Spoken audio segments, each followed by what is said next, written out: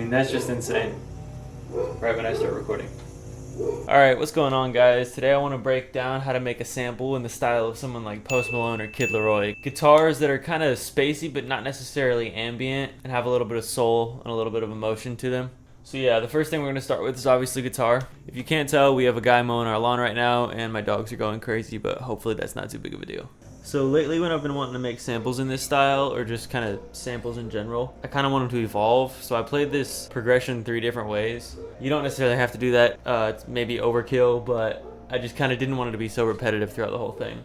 So this one's a pretty simple progression. I have the capo on fret 1, and then it's just an A minor, G, C, and then back to the G. But I just played a couple of different voicings and I strummed it in a little bit of an interesting way. So a lot of times when I'm making samples, I kind of just look for little things that I can do to maybe make it sound a little bit unique compared to just strumming or picking. Like, that's not interesting, right? So for this one, the first way I played it, I just took my thumb and kind of lightly grazed the strings to give it a really soft feel, and then I turned the input on the interface up a lot so it was really crisp sounding. I could have probably gotten a little bit better, but I'm kind of new to recording that style of guitar. But yeah, when I played it, so I started with that A minor and then I switched to the G just really quick before switching to a C. It's almost like G's not even a chord in the progression because I hit it so quick. And go to the C. I play that twice, and then I go to a G. It's technically G over B, and I'm starting on this B string. So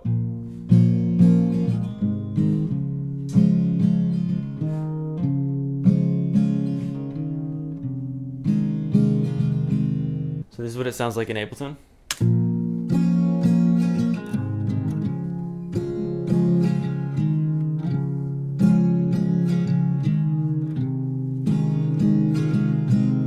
So the next way I played it, I just grabbed a pick and I muted it, same strumming pattern.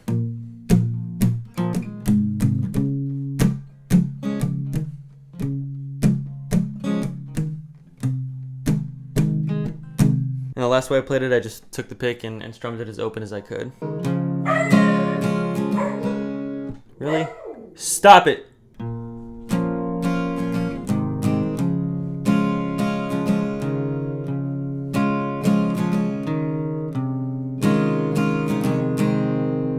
I think that half step down where I go from the C to the G over B, as opposed to just playing a regular G, kind of adds some grittiness to it since it's just a half step down, and that's kind of what gives it its Post Malone feel. So as far as processing goes, I kind of use the same chain whenever I process acoustic, and there's just a couple of different choices to make. I use a noise suppressor almost always, and then I compress, and when I'm playing the compressor,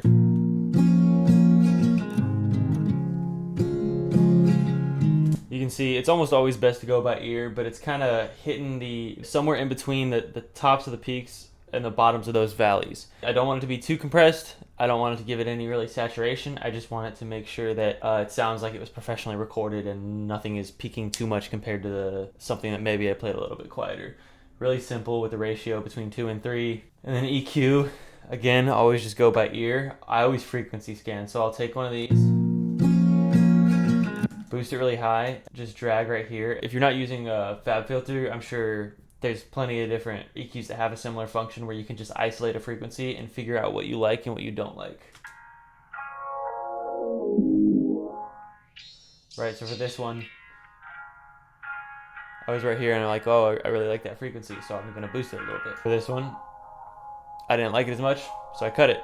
Simple as that. And just kind of do it to your own discretion. So I made this sample with my boy Caleb. I make almost all my samples with him. He sent me back these 3 layers. I'm not going to break them down too much. They're pretty simple. It's all electric guitar. The first one is just one string where he's doing a little bit of the same strumming pattern just on that singular string on the electric.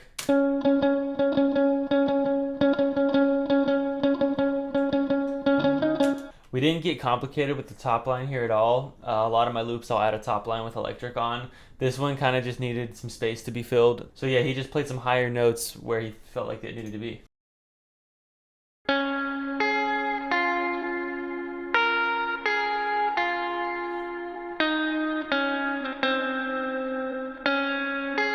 I do this in my samples a lot. He did it on this one. He took the electric and then just muted those strums, similar to how I did it on the acoustic, except I think he was just doing it 1, 2, 3, 4, 2, 2, 3, 4.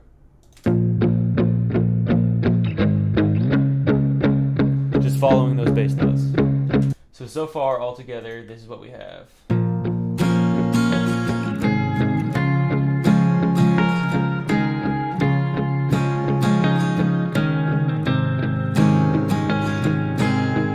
See how when I start strumming it more open like that, it kind of just opens up the whole sample, and you don't even really need a transition. It kind of transitions it for you, and it's maybe how someone would play it live. A lot of these types of samples also have pads in it, so I just went through Omnisphere.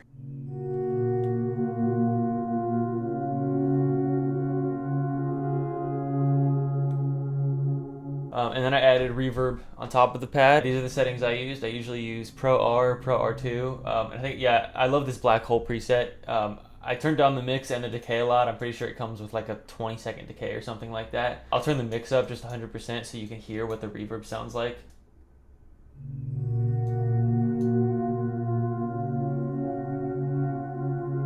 It's just like, it feels so pushed far back, and it's just like really surrounds you. And then the last thing I added in Ableton was a bass.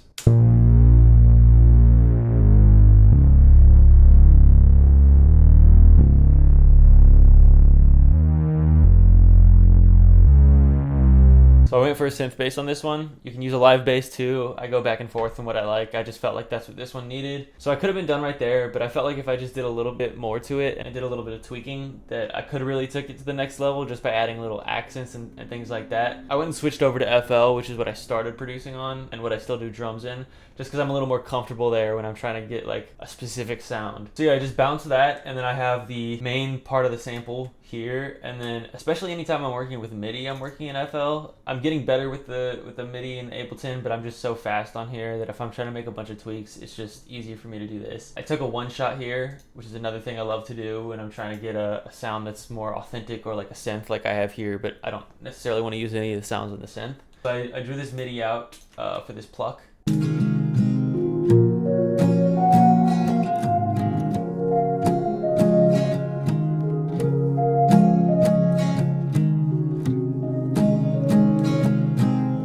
And then I did actually add a live bass just for that verse part that I have. That's how I think about it when I'm making these type of samples too, by the way. If I'm trying to make it evolve, it's not just for no reason. It's like I want to have one section that the artist or the producer can use for a verse, and then maybe one for the bridge, and then one for the chorus, or however they see fit.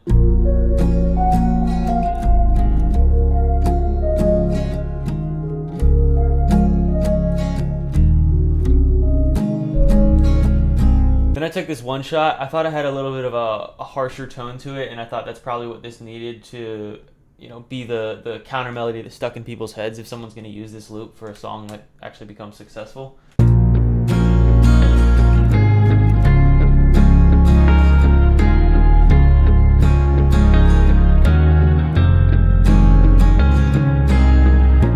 It's actually kind of quiet listening back to it, but I definitely thought it needed something harsher to kind of contrast all the softer tones in this sample.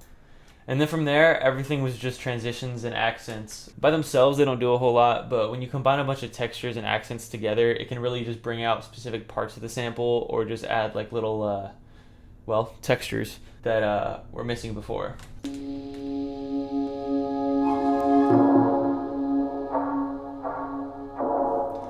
You can see it almost kind of gives the feel of drums without actually having to add drums myself, and still letting the producer and artist take control of that aspect of the song. But yeah, here's the full loop.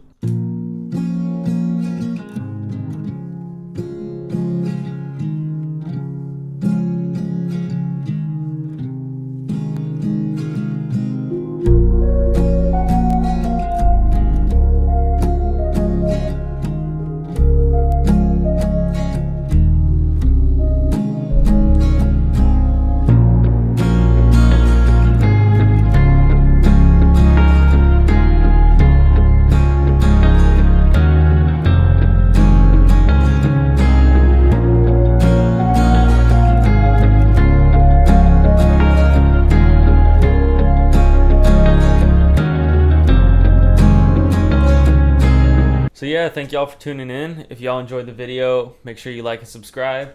I really appreciate it. And if there's anything specific you guys want to see me break down, or any song that you want me to go more in depth on, anything you guys want me to talk about, just let me know in the comments, and I'll try and get to it. Peace.